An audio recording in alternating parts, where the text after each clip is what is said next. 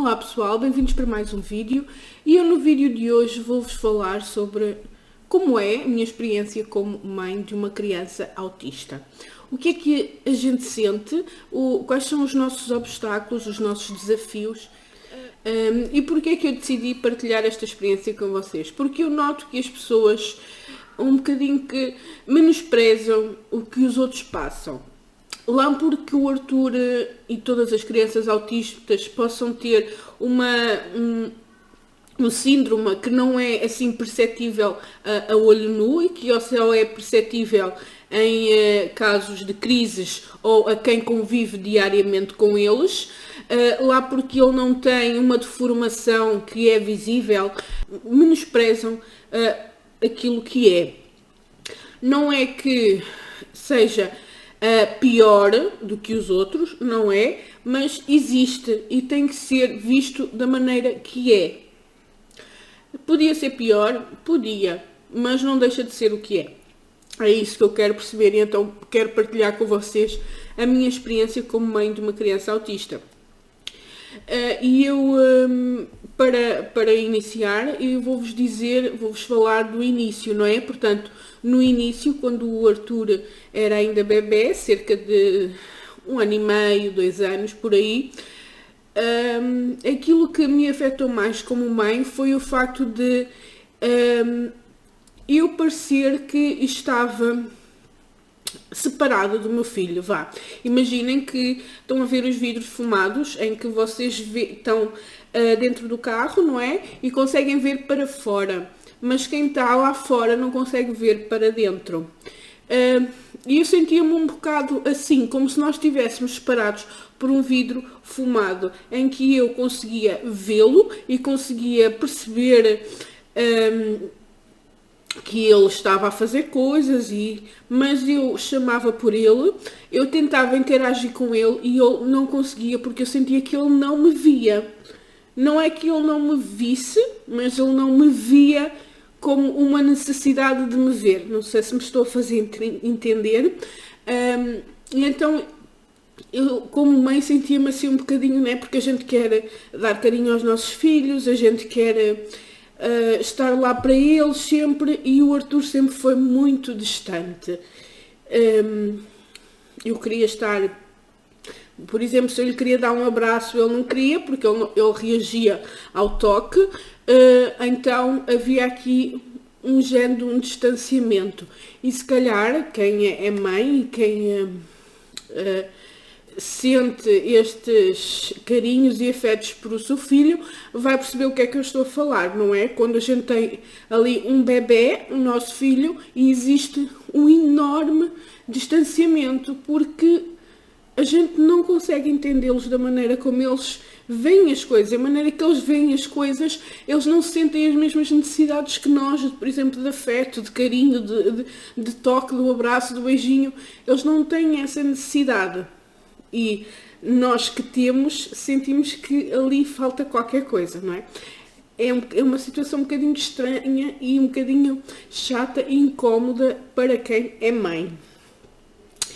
E isto é um das dificuldades nas mães e pais, pronto, nos parentes de uma criança autismo, é que vão sempre ter aqui um distanciamento. Apesar que o Arthur já melhorou muito nesse aspecto, ele já abraça, ele dá beijinhos, a terapia foi uma coisa espetacular nesse sentido, ele melhorou muito porque ele era uma pessoa mesmo completamente a leste do mundo ao seu redor.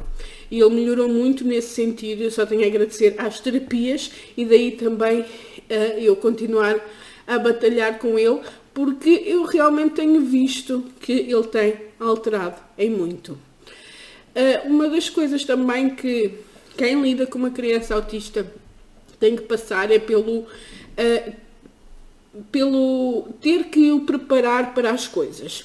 Por exemplo, este fim de semana eu decidi cortar o cabelo ao Arthur porque ele permitiu que. E o que é que eu quero dizer com isto? Eu já andava a pedir ao Arthur para cortar o cabelo há imenso tempo, porque ele já estava com o cabelo muito grande, tem estado assim calor, ele transpira muito e depois ele tem o vício que todos os autistas costumam ter, que é de pôr coisas na boca. E o cabelo, como era a coisa mais próxima, ele punha muito o cabelo na boca e andava sempre com o cabelo ali cheio de baba. Então, cortar o cabelo era uma coisa que nós tínhamos que lhe fazer. Só que para um autista, a sensibilidade deles é assim uma coisa muito... Cortar unhas e cortar cabelo é para eles a maneira como eles percebem, como se a mesma coisa que eu lhe tivesse a cortar um dedo ou uma perna, um braço. Eles têm tudo assim muito intenso. Então tem que se prepará-los. Só que esta preparação não é uma coisa que se faça do dia para a noite. Não é a gente chegar de manhã, olha, hoje vais cortar o cabelo à noite. Não. São coisas que levam tempo. E isto...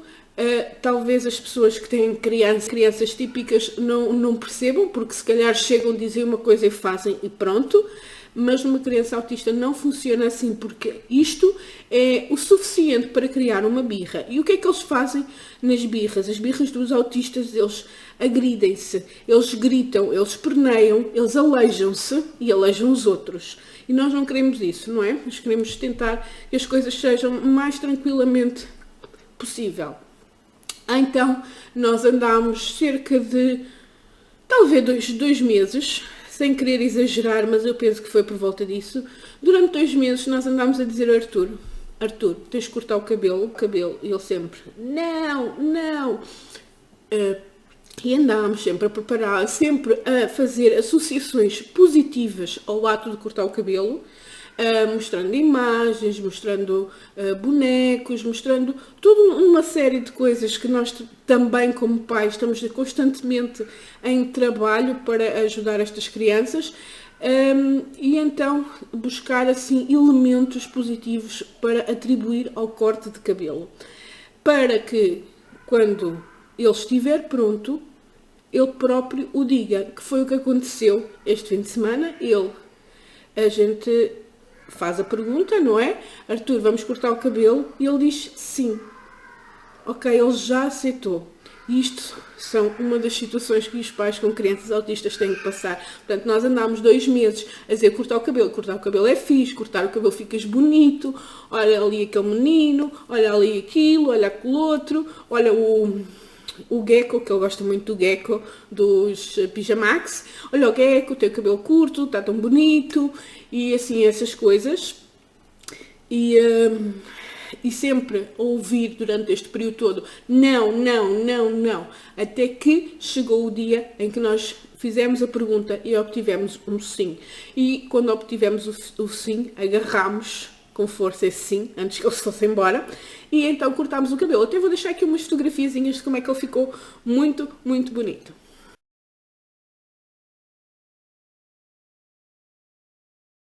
A mamãe que cortou o cabelo, ficou jeitoso, não ficou? Tem jeitinho, confessem lá. E pronto, isto para vos explicar que ser mãe de um autista é isto, é trabalho constante, tudo neles tem que ser preparado, tem que ser levado a... Eles não são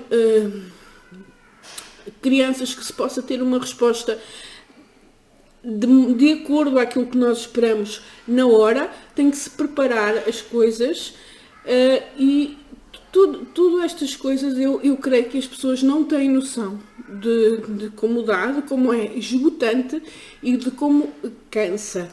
Portanto, o que eu quero vos dizer é que, em vez de julgarem e dizerem que não é nada, que é só...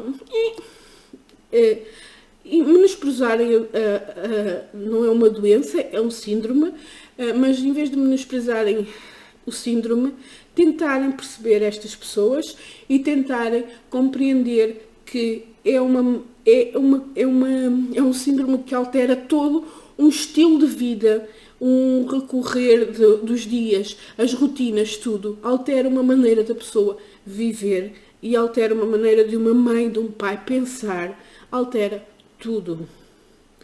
E todas estas mudanças, como devem compreender, não são fáceis, levam tempo de adaptação. Às vezes, tanto um pai ou uma mãe cometem erros, porque é uma coisa que não estava na sua linha de pensamento, né? O ter que pensar antes de fazer as coisas, nem sempre é fácil controlar isso. Requer um autocontrole muito grande que nem sempre a gente consegue. Portanto, é extremamente difícil, extremamente complicado gerir tudo isto.